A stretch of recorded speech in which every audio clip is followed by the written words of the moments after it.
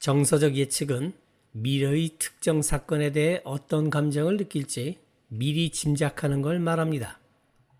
사람들은 미래를 예측할 때 일단 그게 좋을지 나쁠지를 따져보고 좋다면 구체적으로 기쁨을 느낄 것인지 뿌듯함을 느낄 것인지 나쁘다면 슬픔을 느낄 것인지 두려움을 느낄 것인지를 구체적으로 헤아려 본 다음 그 감정을 얼마나 강렬하게 느낄지 그 기분이 얼마나 오래 갈지를 예측해 보죠.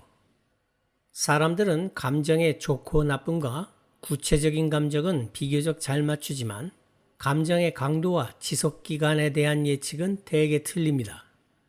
우리의 정서적 예측이 자주 틀리는 건 크게 세 가지 이유 때문이죠. 첫째는 충격 편향 때문입니다.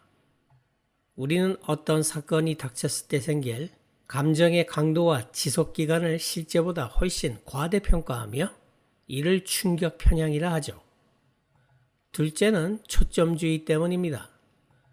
초점주의를 예를 들어 설명하자면 복권에 당첨되는 상상을 할 때 당첨된 순간의 짜릿함에만 초점을 맞춘 나머지 그 이후에 생길 나머지 문제들을 과소평가하는 경향이 있다는 거죠. 셋째는 우리가 심리적 면역 시스템을 간과하기 때문입니다. 인간의 뇌에는 신체적 면역계처럼 정신을 보호하는 심리적 면역계가 있죠. 아무리 결과가 나빠도 뇌는 자신을 보호하기 위해 상황을 합리화하고 빠르게 적응합니다. 그래서 힘든 일을 시작하기 전에는 만약 실패하면 내 인생은 끝이야 라며 공포에 떨지만 정작 실패하면 생각보다 덤덤하게 이겨내게 됩니다. 요약하자면 우리가 예측하는 만큼 좋은 일이 생겨도 엄청나게 오래 행복하지 않고 나쁜 일이 생겨도 예상만큼 오래 괴로워하지 않는다는 거죠. 여러분은 예제를 미리 풀고 난 뒤에 강의를 들어야 독해력을 키울 수 있습니다. 첫 문장을 볼까요? 시간을 10초 드릴 테니 이 글의 핵심어와 주제, 뒤에 나올 내용을 짐작하여 간단하게 메모하세요.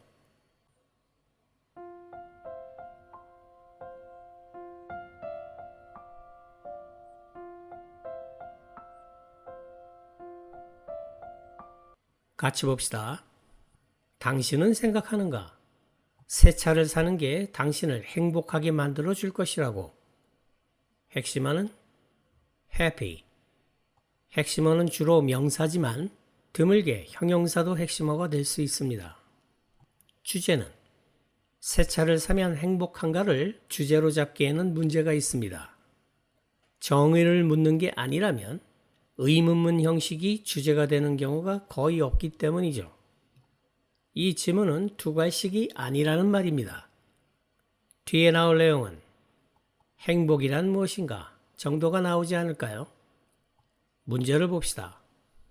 윗글의 제목으로 가장 적절한 것은 1번 심리학자 다니엘 길버트, 2번 행복의 조건, 3번 정서적 예측, 4번 인생의 흥망성쇠. 첫 문장만 보면 2번이 정답일 것 같지만 이 지문은 두괄식이 아니므로 계속 읽어보는 게 좋겠습니다. 당신은 확신하는가? 현재 애인과 결혼하는 게 당신에게 행복을 가져다 줄 거라고. 모든 사람이 바라는 행복을. 혹은 당신은 승진 시험에 지원하는 게 두려운가? 당신이 확신하기 때문에 실패가 당신을 영원한 우울함에 빠지게 할 거라고. 이상의 세 문장은 모두 예를 들고 있는 거군요. 당연히 주제는 이 뒤에 나오겠죠. 하버드 대학의 심리학 교수인 다니엘 길버트에 따르면 당신의 예측이 무엇이든 아마도 그건 틀렸을 것이다. 길버트는 버지니아 대학의 심리학자 팀 윌슨과 카네기 멜론 대학의 경제학자 조지 로웬슈타인과 함께 연구했다. 정서적 예측이라 불리는 것을, 즉 사람은 어떻게 느끼고 행동할 것인가 예측하는 걸 연구했다.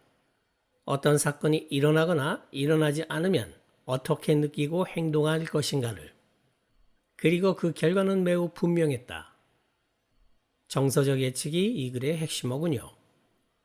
인간은 매우 잘하지 못한다.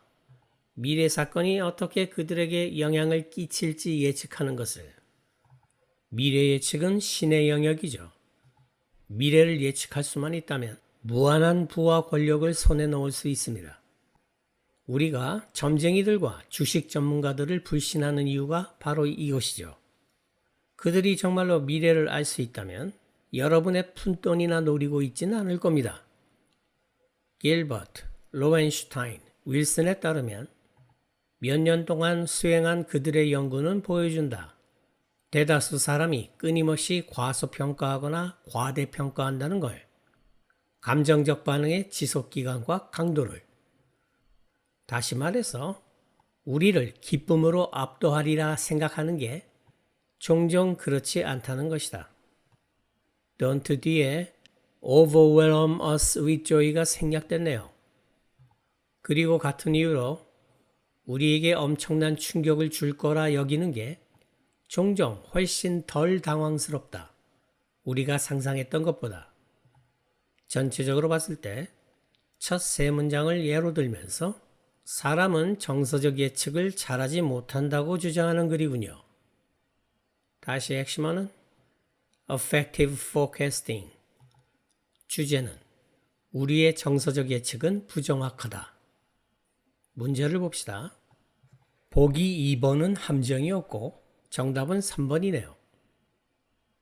위험회피 심리의 가장 큰 요인은 손실 혐오 심리입니다. 인간은 같은 크기의 이익과 손실이 있을 때 손실을 훨씬 더 크게 느끼죠. 사람은 100만 원을 벌었을 때의 기쁨보다 100만 원을 잃었을 때의 괴로움을 대략 2배에서 2.5배 더 강하게 느낀다고 합니다. 이래서 초보 주식 투기자들이 절대로 선절을 하지 못하는 거죠.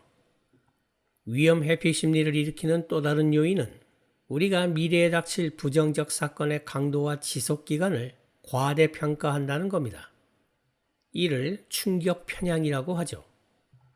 예를 들어 괜히 편입 준비한다고 말했다가 떨어지면 난 쪽팔려서 죽어버릴 거야. 평생 창피해서 어떻게 사나라고 생각할 수 있습니다. 그러나 막상 시험에 떨어져도 그런 일은 일어나지 않습니다. 떨어진 즉시 심리적 면역 시스템이 작동하며 이번엔 운이 안 좋았어. 좋은 경험을 했다고 생각하자 라며 재빠르게 자기 합리화를 하기 때문이죠. 이 자기 합리화가 바로 심리적 면역 시스템입니다. 위험 회피 심리가 극심해지면 아무것도 하지 않는 현상 유지 편향을 선택하기도 합니다. 현상 유지 편향이란 혹시 모를 위험을 회피하기 위해서 아주 사소한 것조차 바꾸지 않으려는 심리죠.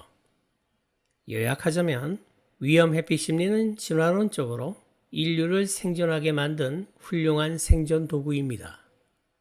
원시 시대에는 과도한 조심성이 목숨을 구했기 때문이죠.